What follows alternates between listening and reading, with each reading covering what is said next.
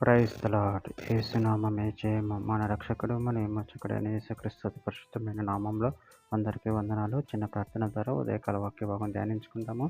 పరిశుద్ధుడ మహాగణుడు అయిన దేవ యేసయ్య, సర్వాధికారినైనా మీకే వేలాది వందనములు, కృతజ్ఞత స్తోత్రం చెల్లించుకుంటున్నాను దేవ ఉదయకాలం ప్రభు వాక్య భాగం ధ్యానిస్తుండగా వాక్య భాగం అర్థమవుట్లు సహాయం చేసి మీ కృపలో బలపరిచి మీకు మాదిరిగా మమ్మల్ని నడిపించి మీ చిత్తమును మా జీవితంలో జరిగించమని చిన్న ప్రార్థన యేసునామములో అడిగి వేడుకుంటున్నాను తండ్రి. Amen amen. యెషయా గ్రంథం 57వ అధ్యాయము 16వ వచనము. నేను నిత్యము పోరాడువాడును కాను, ఎల్లప్పుడూ కోపించువాడును కాను. అలాగుండి నీ ఎడల నా మూలంగా జీవాత్మ క్షీణించును, నేను పుట్టించిన నరులు క్షీణించిపోవుదురు. ఆమె దేవుడి వాక్య భాగం దీవించును గాక. ప్రభు నుండి ప్రియులారా, ఇక్కడ వాక్య భాగాలు గమనించినట్లయితే, నేను నిత్యం పోరాడువాడును కాను, ఎల్లప్పుడూ కోపించువాడును కాను. అలాగుండి నీ ఎడల నా మూలముగా జీవాత్మ క్షీణించును, నేను పుట్టించిన నరులు క్షీణించిపోదురు. అదేవిధంగా వాక్య భాగంలో గమనించినట్లయితే కీర్తనల గ్రంథం 78:38-39 వచనంలో, అయితే ఆయన వాత్సల్య సంపూర్ణుడై వారిని నశింపచేయక వారి దోషం పరిహరించువాడు, తన ఉగ్రతను ఏమాత్రం రేపుకొనక పలుమారు కోపం అంచుకొనువాడు. కాగా వారు కేవలం శరీరాలే ఉన్నారని వినిరి, వెళ్ళి మరలి రాని గాలి వలె నున్నారని ఆయన జ్ఞాపకం చేసుకొనెను.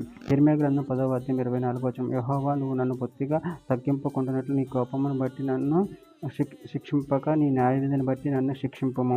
మీకా గ్రంథం 7వ అధ్యాయం 18వ వచనం. తన స్వాస్థ్యంలో శేషించిన వారి దోషమును పరిహరించి వారు చేసిన అతిక్రమముల విషయమై వారిని క్షమించి దేవుడు అయిన నీతో సముడైన దేవుడున్నాడా? ఆయన కనికరం చూపుటేందుకు సంతోషించువాడు కనుక నిరంతరము కోపముంచుడు. ప్రసంగి గ్రంథం 12వ అధ్యాయం 7వ వచనం. మన్నైనది వెనకటి మళ్ళనే మరల భూమికి చేరును, ఆత్మ దాన్ని దయచేసిన దేవుని ఎద్దుకు మరలిపోవును. హెబ్రీయులకు రాసిన పత్రిక 12వ అధ్యాయం 9వ వచనం. మరియు శరీర సంబంధులైన తండ్రులు మనకు శిక్షకులై ఉండిరి, వారి యందు భయభక్తులు కలిగి ఉంటిమి, అట్లయితే ఆత్మకు తండ్రి అయిన వానికి మరి ఎక్కువగా లోబడి ఉండవలని కదా. కీర్తన గ్రంథం 30వ అధ్యాయం 5వ వచనం.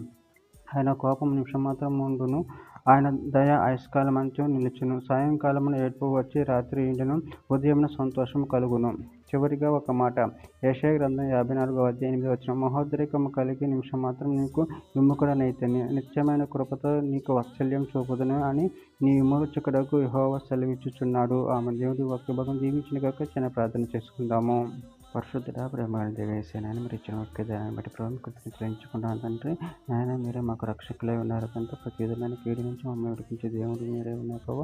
అందుని బట్టి ప్రభావ మీ కృతజ్ఞతలు ఎంచుకుంటూ మీ ప్రేమ కృపలో మమ్మల్ని నిరంతరం కాచి కాపాడి నీకు మహిమార్థి మమ్మల్ని వాడుకోమని మీ చిత్తానుసారంగా మా జీవితంలో జరిగించమని చిన్న ప్రార్థన యేసుక్రీస్తు పరిశుద్ధమైన నామంలో అడిగి వేడుకుంటున్నాను తండ్రి. ఆమేన్.